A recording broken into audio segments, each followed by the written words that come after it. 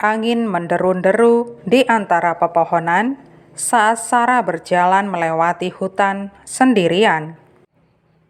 Di tengah kegelapan, dia tidak tahu kemana dia pergi, bahkan di mana dia berada. Dia tersesat, bingung, dan ketakutan.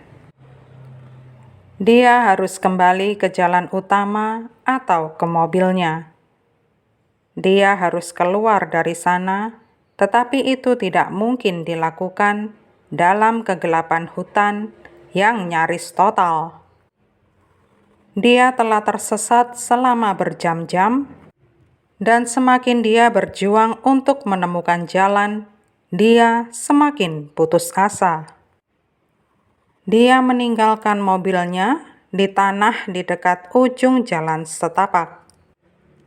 Dia bertanya kepada diri sendiri, kenapa meninggalkan ponsel di dalam mobil. Dia memutuskan untuk mendaki sendirian ketika temannya mengatakan tidak jadi menemaninya mendaki. Dan sekarang dia merasa seperti orang bodoh. Padahal dia sudah berkali-kali menapaki jalan yang sama sebelum-sebelumnya. Dia pernah di sana, di hutan yang sama, dan saking seringnya, dia mengira kalau sudah hafal dengan medan di sana. Ternyata dia salah. Dan kalau sudah dalam kegelapan sepekat itu, semua jalan serasa asing. Ditambah dengan pikiran kacau yang dibarengi kengerian dalam gelap pekat.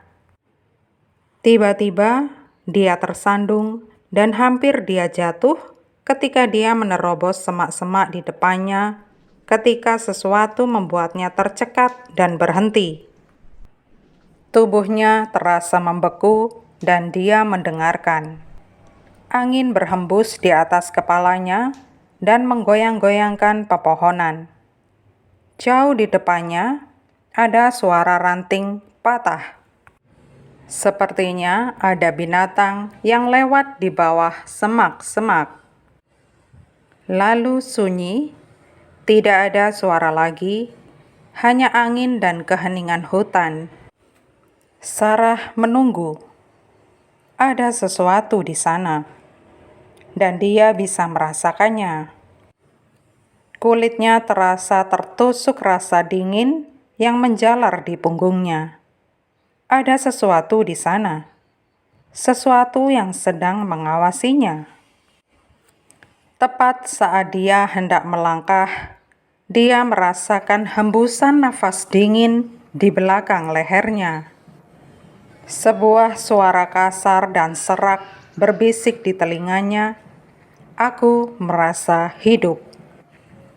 Sarah hampir berteriak. Dia berputar, mencari-cari di kegelapan, tetapi tidak melihat apa-apa. Dia meyakinkan diri bahwa itu hanya ilusinya saja. Dia yakin suara itu disebabkan oleh syarafnya yang tegang, dan bisikan itu asalnya dari hembusan angin. Tetapi dia merasa ada sesuatu di luar sana. Sesuatu yang mengawasinya. Dia bergerak maju lebih cepat, nafasnya terasa tercekat di tenggorokan saat dia bergerak, bahkan hampir berlari menembus kegelapan. Cahaya bulan yang redup membuat segalanya seperti bayangan yang menakutkan. Tiba-tiba, di belakangnya terdengar seperti ranting terinjak. Dia menahan keinginannya untuk berhenti dan menoleh ke belakang. Dia pun melangkah lebih cepat lagi. Padahal dia tahu kalau berjalan di hutan dan dalam kegelapan, dia tidak boleh berjalan terlalu cepat. Tetapi dia sudah tidak peduli. Dia bergerak lebih cepat lagi. Jantungnya berdebar begitu kencang. Dia tahu dia bisa merasa kalau saat ini dia adalah mangsa. Dia merasa ada yang menyentuh punggungnya.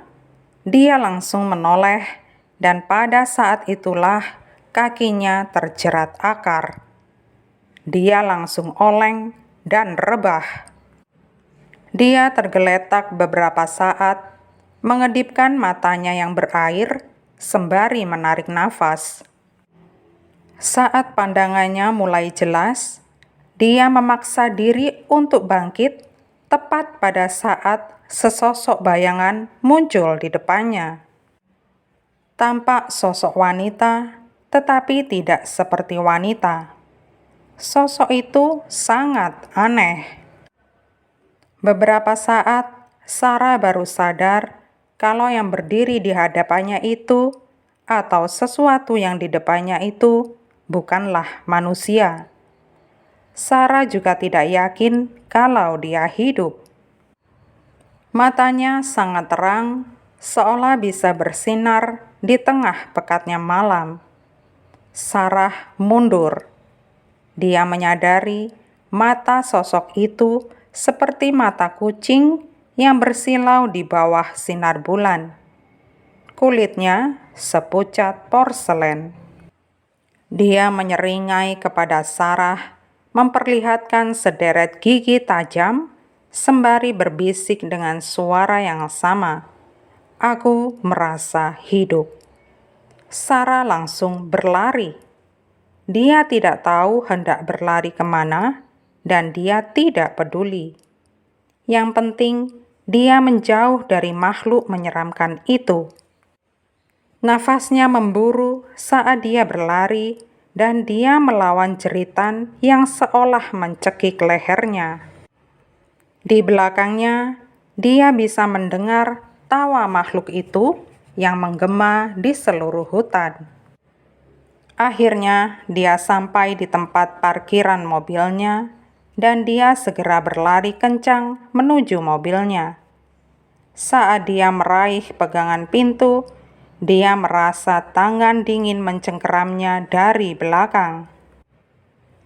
Jari jemarinya yang keras memutar dan memilin rambut Sarah, menariknya ke belakang, lalu melempar tubuhnya ke udara. Sosok itu kembali berbisik di telinganya.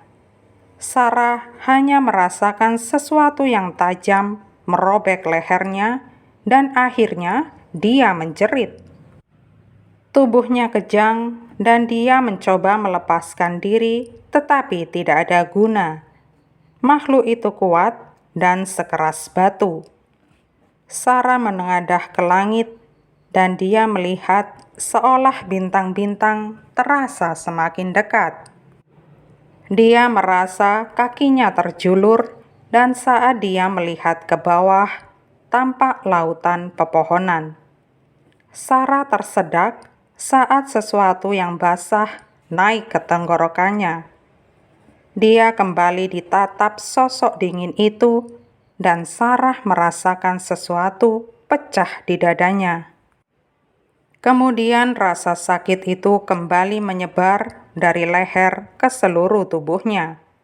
Sarah merasa tubuhnya memudar. Saat dia mendengar suara itu lagi, tetapi kali ini lebih lembut, mengatakan, "Ini bukan akhir, tetapi awal." Dia merasakan kehangatan di seluruh tubuhnya. Sarah tahu sekarang bahwa dia tidak sendirian lagi. Kegelapan tidak lagi mengejar di belakangnya, karena sekarang ada di dalam dirinya. Sarah merasa sangat hidup.